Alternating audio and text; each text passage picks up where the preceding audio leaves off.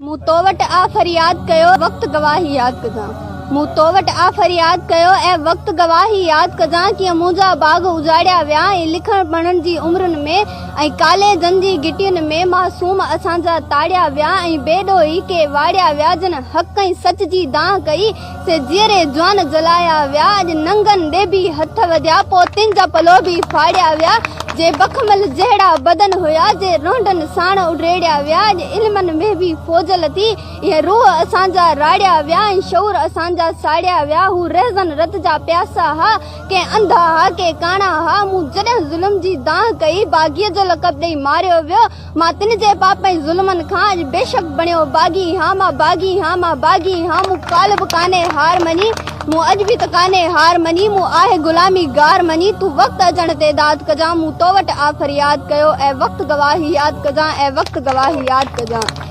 माज़ीअ जा वरक संभाले रख माज़ीअ जा वरक संभाले रख तूं सिंधूअ छोलियूं यादि कजां मूं रंजूं ॿोलियूं यादि कजां ऐं शाह जे मिठड़नि बेतनि में अमड़ियुनि जूं लोलियूं यादि कजां से प्यार पिरोलियूं यादि कजां से ईदूं होलियूं यादि कजां बेॾोही मुंहिंजे साॻियनि ते दुश्मन जूं गोलियूं यादि कजां जन सिंध ज़बान ते आंदी तन लाइ जेलई खोलियूं यादि कजां अॼु अफ़गानी बि सिंधी थींदा अॼु अफ़गानी बि सिंधी थींदा तूं धारियनि टोलियूं यादि कजां छा सिंधूअ जी गजगोड़ हुई सिंधूअ जूं छोलियूं यादि कजां मूं तो वटि आ फरियाद कयो ऐं वक़्तु गवाही यादि कजां ऐं वक़्तु गवाही यादि कजां। को दुश्मन एॾो दूर न अॼु विड़ियो पंहिंजो पाड़ो आहे को दुश्मन एॾो दूर न अॼु विड़ियो पंहिंजो पाड़ो आहे ऐं सभु शिकारी थी विया आहिनि को राड़ो आहे को ताड़ो आहे के पंहिंजा बि गद्दार थिया जो मिलंदो तन खे भाड़ो आहे हू काल यज़ीद मरी वियो पर ही अॼु बि यज़ीद जा पड़ पोटा जन पाणी आहे बंदि कयो हू 712 यादि कजां जन तारीख़ी हो गंद कयो ऐं नेठि हणी हो हंधि कयो तूं तन लाइ का बगदाद कजां मूं तो वटि आ फरियाद कयो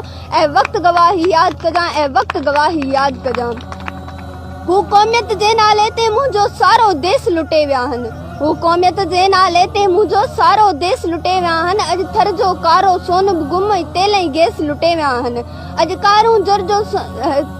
थर जो कारो सोन वियो ऐं देसनि जो आहे चैन वियो हू थर जा माण्हू बुख विघे था रोज़ जीअनि ऐं रोज़ मरनि अमड़ियुनि जे थड़नि में खीर न आहे ऐं सुकल छातियूं माउनि जूं ऐं किंगीअ खाधल ॿार सननि था तड़पी तड़पी साह खणनि इहे लाड़ ऐं काछे जा माण्हू बि ख़ुशहालीअ में कोन जीअनि तूं तंजी का इमदाद कजां मूं तो वटि आ फरियाद कयो ऐं वक़्तु गवाही यादि कजां ऐं वक़्तु गवाही यादि कजां।